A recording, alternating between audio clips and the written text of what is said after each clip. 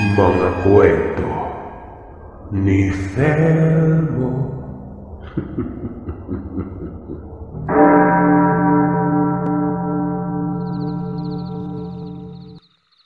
May ibabahagi lamang po sana akong kwento, Sir Seth.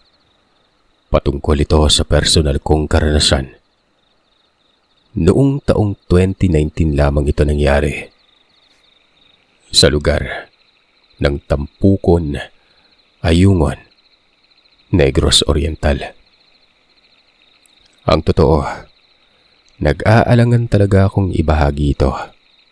Nasasaktan ako.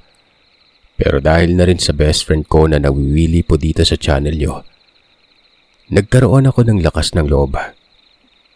Malalaman nyo kung bakit. Kung bakit ako nag-aalangan nun. Corin na lamang, Sir Seth, ang itawag niya sa akin. Ng mga panahong yon ay kakakasal ko lang. Kakakasal lamang sa pinapangarap kong lalaki. At nais kong ilaan ang buong buhay sa kanya. Siya si Trimon, hindi totoong pangalan. Kababata ko, magkapit-bahay lamang kami. Kalaro, at talagang sobrang lapit namin sa isa't isa. Ang mga magulang naman namin magkakasundo. Para bang maliliit pa lamang kami ay pinapalapit na talaga kami sa isa't isa noon. Wala namang naging problema gawa ng mabait si Trimon. Noon pa man hanggang sa nag-high school at nagtapos ng college, ganun pa rin siya. Akala ko nga ay hindi man liligaw. Parati akong nagpaparamdam sa kanya. Yung tipong pinaparinggan ko sa mga nararamdaman ko. Pero tinatawanan lamang ako. Hindi naging kami pagkatapos ng kolehiyo. Pero walang pinag-iba ang ugnayan namin noon. Ganun pa rin kami ka-close. Hanggang sa ako na talaga ang nanligaw sa kanya. Hindi naman kasi umiimik. Nakikipagtitigan lamang sa akin na para bang nahihiya. Nainis ako. Sabi ko sa kanya binabaiba siya o kung hindi naman kaya may ibang nagugustuhan nun. Dapat ay ipaalam niya sa akin para hindi ako umasa. Gawa ng bata pa kami ay gusto ko na talaga siya nun. Walang ano-ano ay umalis na lamang ito bigla. Napakamot talaga ako ng ulo nun. Tinalikuran ako at dahil dito'y napag-isip-isip ko na wala talaga siyang gusto.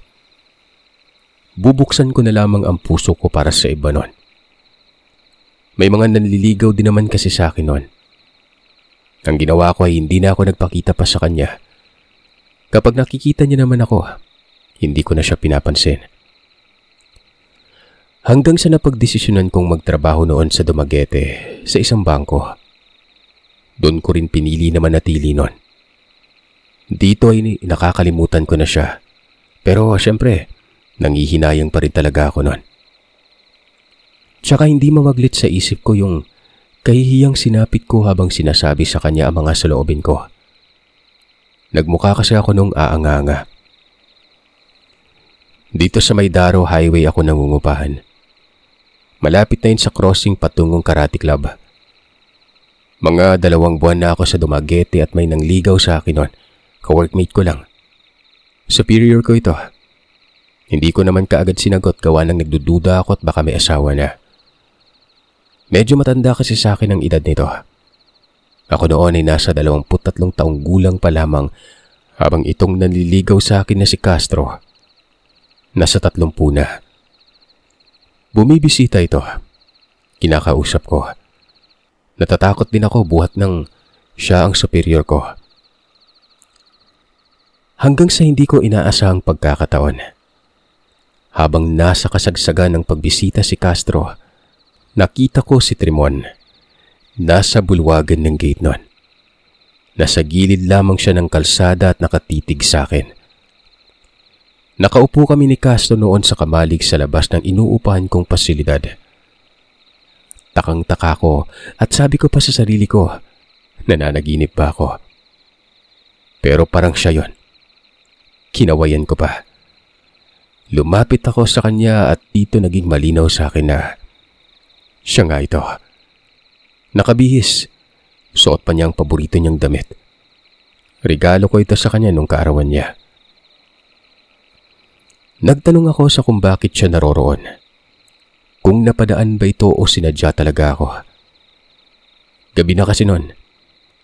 Ang sabi niya ay napadaan lamang umano siya.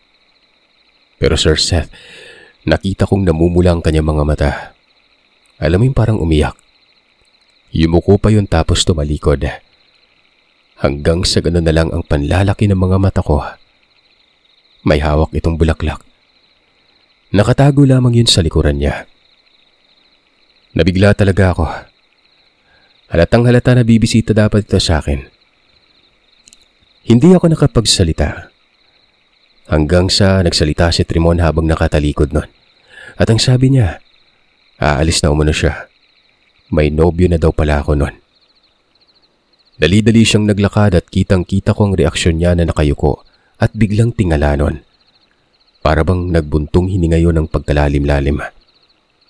Hinabol ko siya. Hinawakan ko yung kamay. Humarap sa akin tapos inabot niya ang bulaklak. Kamuntikan ko na makalimutan. Nga pala ito. Para sa'yo. Alis na ako . Balikan mo na yung bisita mo. Wika nito. Sabay talikod ulit at lakad nun. Napaiyak ako nun. Tumakbo ako at niyakap ko siya habang nakatalikod. Huminto naman ito. Sinabi ko sa kanyang wala kaming relasyon noong superior ko. Na bumibisita lamang ito sa akin. Hiningan ko siya ng paliwanag na linawin niya kung anong sadya niya. Pinapahirapan niya ako.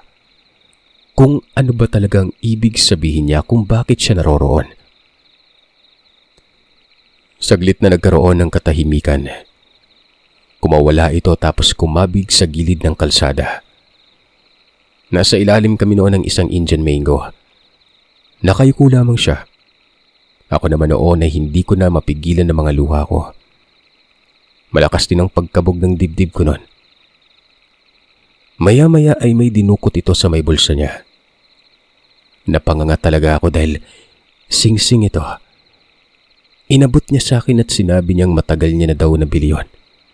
Nung nasa college pa kami. Hawak niya na yon. Nagulat ako dahil ito yung sing-sing na nakasabit sa kanyang kwintas na may cord na itim. Dagdag pa niya ay nakikita ko naman daw yun palagi. Na para talaga sa akin yon. Inihahanda niya lang ang kanyang sarili dahil pagdating na araw na hindi daw siya mangliligaw sa akin. Kung hindi, aalukin niya agad ako ng kasal. Wala naman daw kasing silbi para sa kanya ang ligaw-ligaw na mula pa ang pagkabata ay magkasama naman na kami dalawa. Napangisi ako. Ningakap ko siya ng mahigpit at hindi ako nagdalawang isip na nagsabi ng oo. Na pumapayag ako na pakasalan siya. Nag-iyakan kaming dalawa nun. Humingi siya ng pasensya. Bunsod ito ng mga panahon na naging torpe umano siya. Wala siyang lakas ng loob na sabihin sa akin ang totoo. Gawa ng nahihiya talaga ito. Pero sa loob-loob niya ay mahal niya daw talaga ako nun. Ito namang superior ko na nasa gilid lang. Nakangiti at pumalakpak. At nakipaglamano kay Trimon. Humingi din ito ng tawad na sinuyo niya umano ako. May nobyo naman daw ako noon. Sinabi ko naman sa kanya na kababata ko nga na ito. Na inaantay ko lang na magbitaw ng pagmamahal. Napaka-gentleman ng superior namin, Sir Seth. Suportado niya umano ako noon. Subali ayun na nga. Rekta. Kailangan daw makasal kami kaagad hanggat hindi pa nakakasakay ng barko si Trimon. Marine engineer kasi ito. Ako ay isang accountant. Sobrang saya ko. Hindi ko pinauwi si Trimon. Siya na talaga at binigay ko na din sa kanya ang buong pagkatao ko noon. Napawika pa nga ako noon sa sarili ko na yung lalaking pinaka-aasam ko ay magiging kasama ko na sa habang buhay. Nagpakasal kami matapos lamang ng 1 buwan. Pinili ko noong mag-resign sa trabaho ko gawa ng ayaw niya ako magtrabaho. Gusto niyang nasa bahay lamang ako noon. Pansamantala habang tinatayo pang bahay namin ay doon muna ako sa amin. Wala namang problema gawa ng pwede akong matulog sa kanila. Pwede din naman siyang matulog sa amin. Mabuti at napuspo ng pagsakay ni Tremon. Dapat ay 1 linggo na lang pero naging 2 buwan. Kaya naman nilubos na namin ang pagkakataon. May 9 na buwan siyang nasa laot nito. Tapos kargo ang barko. Naghahatid ng mga petrolyo sa iba't ibang lugar sa Asia. Nung nakasakay na siya ng barko, 1 buwan ang nakalipas, nalaman kong buntis ako noon. Napakasaya niya. Tinawagan ko kasi para ipaalam na buntis ako. Nakukontak ko naman pero nawawala ang signal niya minsan. Ang madalas kong nakakausap noon ay ang pinsan niyang nasa kaparehong barko din. Navigation ito na assign kaya unli signal. Habang tumatakbo ang araw ay lumalaki ang tiyan ko. Hanggang sa umabot na yun ng 5 buwan. Pero may hindi magandang nangyari sa akin. Gabi-gabi na lamang akong hindi napapakali. Hindi ako nakakatulog ng maayos. Sinabi ko ito sa nanay ko. Ayon naman sa kanya ay baka dala lamang daw ng pagbubuntis yon. Pero wala talaga. At habang tumatagal ay pabalisa ako ng pabalisa.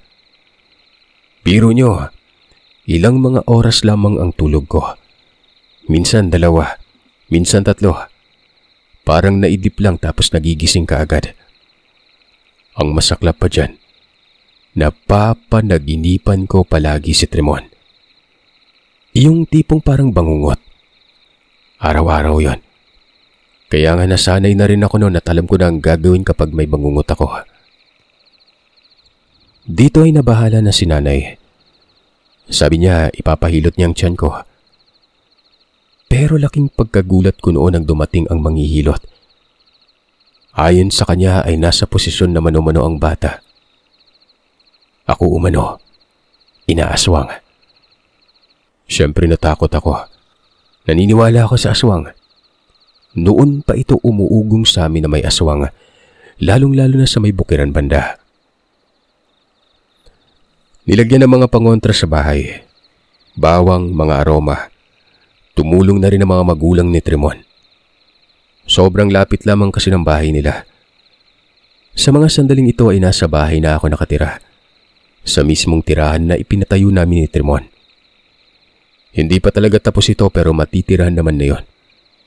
Maliit lang ito. Bungalow. May parting kahoy. May parte ding semento. Kwadrado at wala kaming beranda.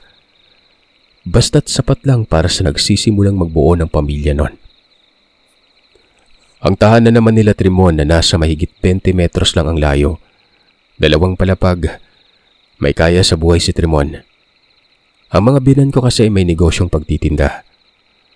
Nakatoka yun sa lungsod banda. Yun kila nanay, nasa likuran banda naman. Halos magkakarugtong nga lang ang bagong bahay at ang tahanan nila.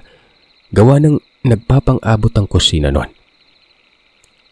Bagamat may nilagay na mga pangontra pero nagpatuloy yung mga kakaibang nararamdaman ko sa gabi. Natakot ako at baka makunan ako nun. Lalo na at bumababa ng dugo ko. Maputla na ako tapos malamlam na ang mga mata ko nun. Sa hindi ko inaasahang pagkakataon, habang nasa kailaliman ng gabi nun, nakaidlip ako.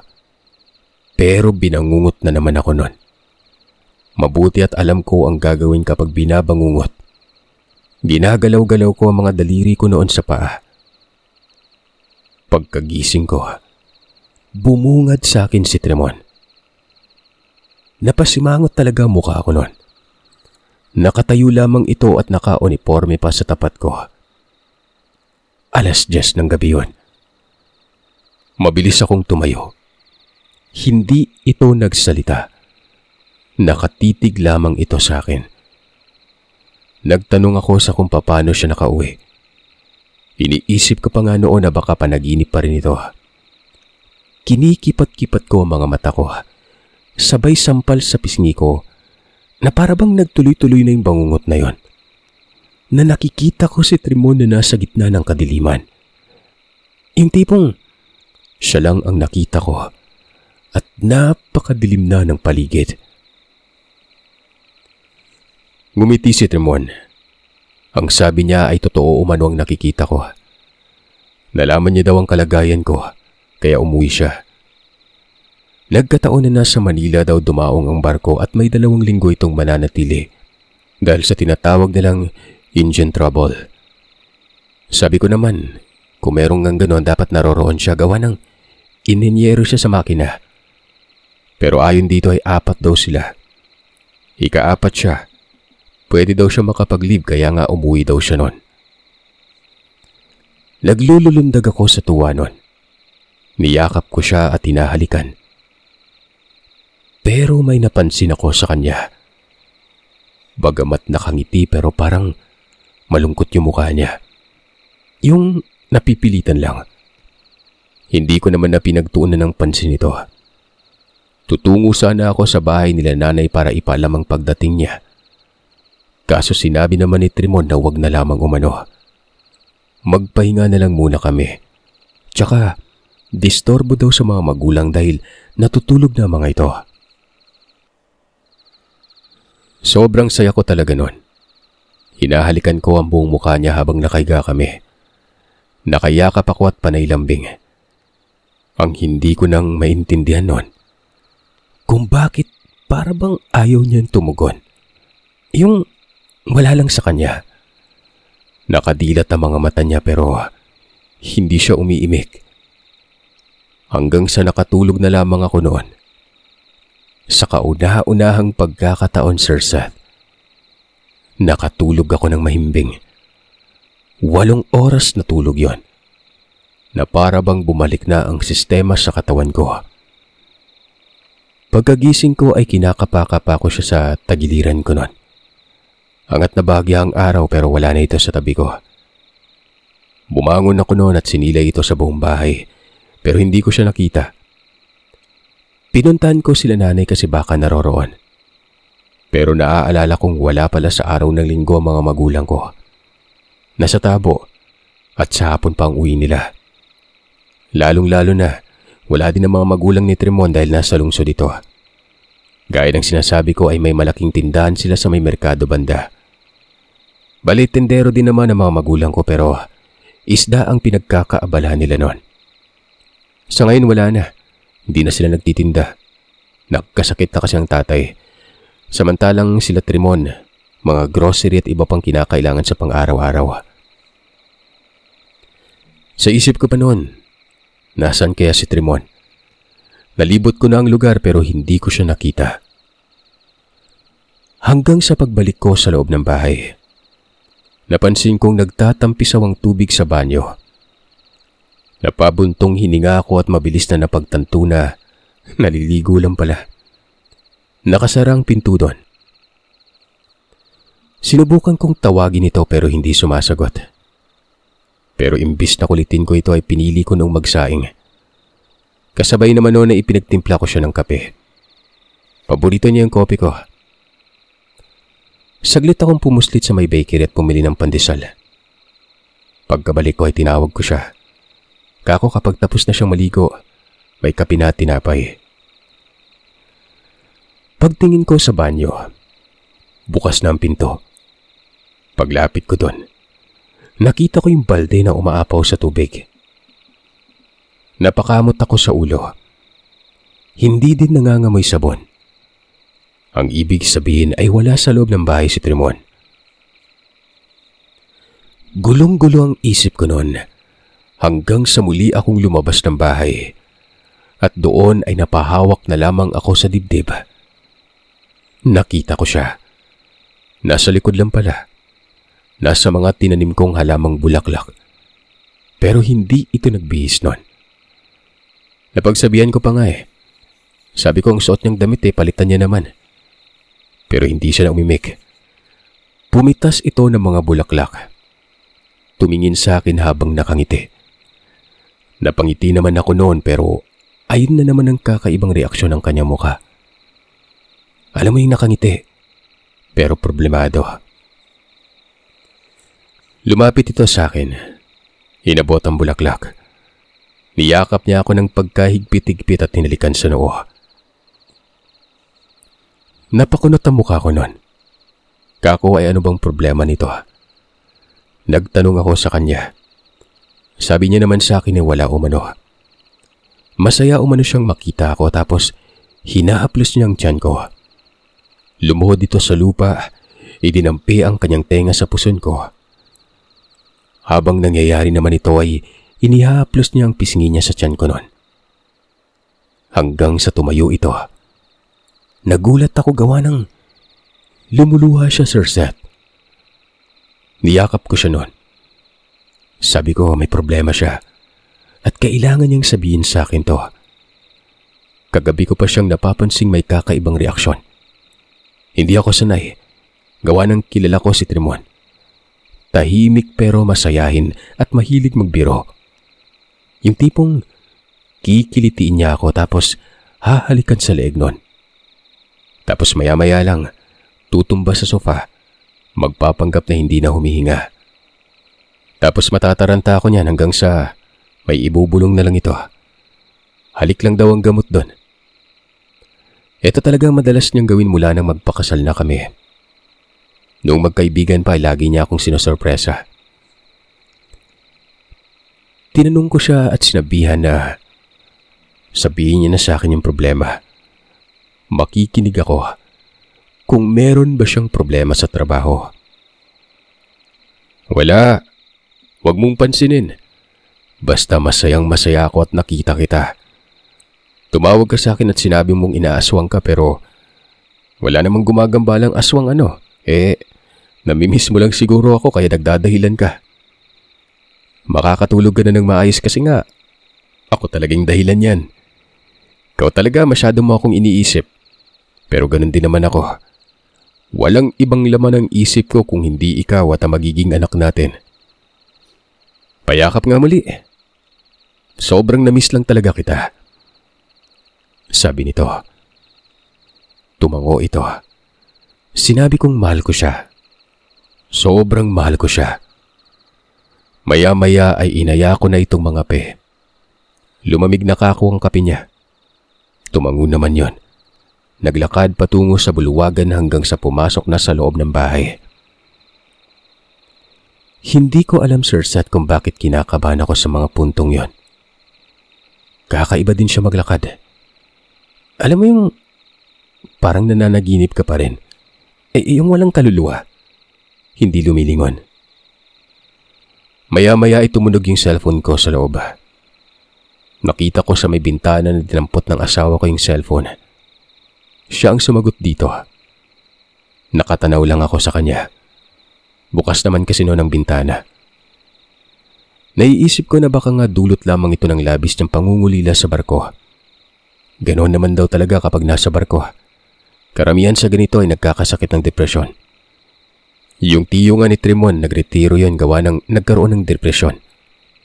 Hindi daw biro ang nasa barko tapos ang isip ay nasa bahay. Kada tawag sa telepono, kinakabahan yung tiyo niya, lalo pat masakitin ng isang anak nito. Napagtanto ko na baka ganun na nga. Pero habang hawak niyang cellphone ko noon, nakauliratan ko na lang na hindi pala ito tumitigil sa pagring. Nakadampi lamang sa tenga niya, pero ring pa rin ng ring yon. Kung kaya naman pumasok ako sa loob ng bahay. Pero ganun na lang ang pagkagulat ko nang makita kong yung cellphone na yon ay nakapatong lang sa lamesa sa mismong gilid ng sofa. Wala doon si Trimon.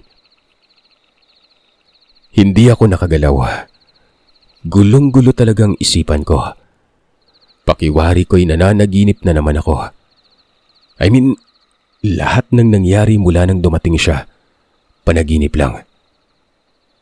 Nagmukha akong timang noon at ginalaw-galaw ko ba naman ang mga daliri ko sa paa. Kinikindat-kindat ko ang aking mga mata. Ito kasi yung paraan sa kung paano lampasan ng isang bangungot, Sir Seth. Yan ay kapag alam mo na isang bangungot ang nangyari. Kapag nahirapan kang huminga tapos nakikita mo ang paligid at hindi ka makagalaw habang nakahiga nun. Bangungot yan. Walang ibang gagawin kundi igalaw lamang ang mga daliri sa paanon. Magigising ka at uminom ka ng maraming tubig pagkatapos nito. Kadalasan sa mga binabangungot, sobrang stress. Yan lang po ay base sa pagsisiyasat ko at pagtatanong. Hindi po totoo yung sobrang busog nun. Balik tayo sa kwento. Hindi ako binabangungot. Pangalawang beses ko nang ginawa ang ganoong kabaliwan. Pero gising na gising ako.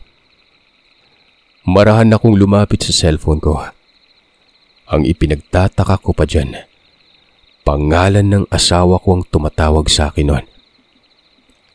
Binalot ng kilabot ang katawan ko at sabi ko sa sarili ko, ano to? Anong nangyayari? Hanggang sa nang tumingin ako doon sa silid tulugan, nakita ko si Trimon, nakaharap sa salamin.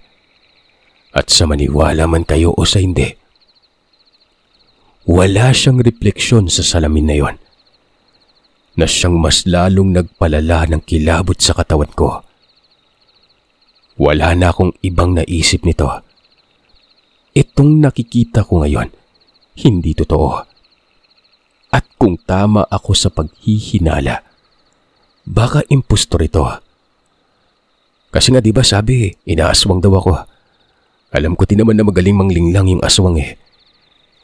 Nakatitig lamang ako sa kanya habang nakatalikod pero napakalakas na ng pagkabog ng dibdib ko noon. Hindi ko alam ang gagawin ko. Kaya pala iba ang kinikilos niya kasi hindi siyang asawa ko. Kinuha ko ang telepono. Tinawagan ko ang asawa ko noon. Matagal ang pag-ring at habang nangyayari naman ito, yung Trimon na nasa loob ng silid tulugan, unti-unting pumipihit ang katawan. Hindi ko nakitang gumalaw ang kanyang mga paa hanggang sa tuluyan itong humarap sa akin noon. Dito, nakita kong lumuluha ang mga mata niya. Para bang naghihinagpis. Napakalaki ng eyebags nito. Nasa pagitan ako noon ng pagkatakot at pagkaawa. Mukha pa rin ito ng asawa ko. Si Trimon pa rin yun. Bagamat iniisip ko ng ibang tao ito.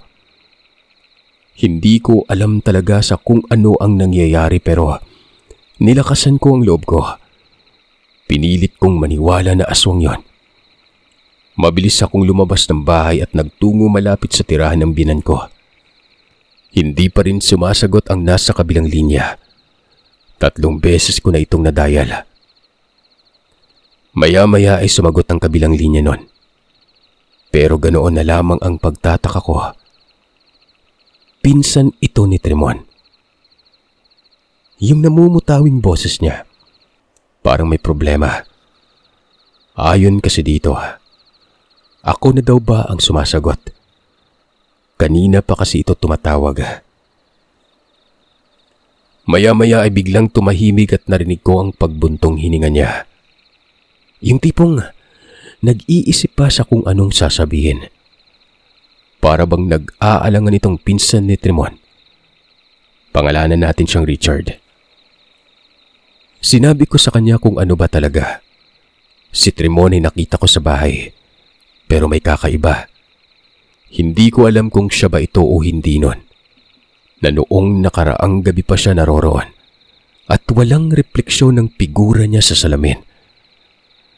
Sinabi ko pang inaaswang pa naman ako at nagdududa ako na baka aswang ang nasa bahay. Mga ilang segundo pa sir bago ito nagsalita. At sobrang nawindang ako sa mga narinig ko. Papanong nasa bahay niyo si Trimon ko rin? Kakarating ko lang dito sa ospital. Huli ko na nalaman eh. Andito ako. Si Trimon. Wala na si Trimon. Kagabi pa daw ito namatay. 10:00. Inatake sa puso habang sakay sa taxi patungong airport. Bumalik kumano ang taxi sa pier at dahil sa kilalaang suot na uniforme, Ipinaalam kaagad sa mga kasama. Hindi ako nakapagsalita nun. Hindi ko alam kung paniniwalaan ko ba ito o hindi. Nasa kalagitnaan pa ako noon ng pagtataka. Bunsod ito ng mga pangyayari sa bahay. Hindi ko pa napoproseso ang lahat pero naalala ko bigla na nagpakita sa akin si Trimon. Eksaktong 10:00. Ano ito? Aparisyon? Hindi ko kinaya. Hinimatay talaga ako noon. Pagkagising ko ay nasa ospital na ako. Ang nasa tabi ko ay ang binan ko, nanay at kapatid. Umiiyak sila. Niyakap ako ng binan ko at sinabing wala na nga daw si Trimon noon. Sa makalawa umano ang dating ng labi niya. Inatake daw sa puso habang papauwi sana ng Negros. Parang mababaliw ako. Kung ganon, totoo ang mga sinabi ni Richard. Umiyak ako ng umiyak noon. Kahit nahihilo ako ay naglulupasay ako sa kakaiyak. Pero kasabay noon ay sinabi ko lahat sa kanilang nangyari sa akin. Na nakita ko si Trimon sa bahay. Kasama ko pa siya kagabi hanggang umaga. Nakatulog ako dahil sa kanya. Na may napapansin akong kakaiba. Dagdag ko pang naghinala ako na baka aswang gawa ng wala itong refleksyon sa salamin. Nagkatitigan talaga silang lahat noon, Sir Seth. Hanggang sa nagsalita ang nanay. Baka si Trimon talaga yon. Nais niya talagang makauwi para masilayan lamang ako. Kinumpirma yon ng binan ko dahil nakita din daw nila si Trimon. Doon daw ito sa tindahan nila. Tuwang-tuwa sila pero umalis ito ng walang paalam. Baka umuwi sa bahay at kasama ko daw. Doon na naging malinaw sa akin ang lahat. Si Trimon yon. Huling habilin niya na yung pagpapakita sa akin. Kahit papano'y nayakap niya ako. Siguro ay dahil yon sa pagnanais ng lubos na makita ako. At dahil sa sinawing palad ay nakahanap ito ng paraan. Nakahanap ng paraan ang kanyang kaluluwa. Para lang maiparating niya sa akin ang pagmamalasakit niya at labis na pagmamahal. Siya ang dahilan kung bakit ako napanatag at nakatulog na maayos. Tinulungan niya ako kahit nasa ganong estado. Ito ang dahilan, Sir Seth, kung bakit nag-aalangan akong ibahagi ang kwento. Nasasaktan lang ako. Hanggang sa ngayon ay hindi pa ako nakaka-move on. Biro niyo, ibang klaseng kababalagan ang sinapit ko at presensya pa ito ng asawa ko. Hindi ako inaaswang. Yung pagkabalisa ko gabi-gabi, mga pagpapahiwatig na yon na may mangyayaring hindi maganda. Gaya ng sinabi ko ay siya lang ang laging laman ng panaginip ko na nagmistulan ng bangungot. Sinundo namin sa Dumaguete ang labi niya. Walang oras na hindi ako umiiyak. Pagkabukas talaga namin sa kahon na pinaglagyan niya, parang buhay pa.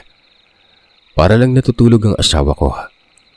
Yung tipong nakangiti pero basa ang mga pilukan niyang mata.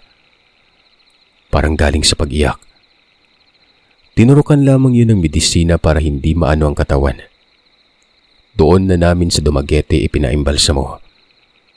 Nauna akong umuwi noon kasi baka daw mabinat ako. Sinamahan ako ng binan ko at nanay. Ang maghahatid umano sa labi patungo sa munting bahay namin na kagagawa pa lang ay ang kapatid ko at pinsan naman ni Trimon na si Richard. Siya ang nag-escort sa labi mula Manila hanggang sa amin. Nang makarating ako sa bahay, uminom ako ng gamot na inireseta ng doktor para makapagpahinga ang katawan ko.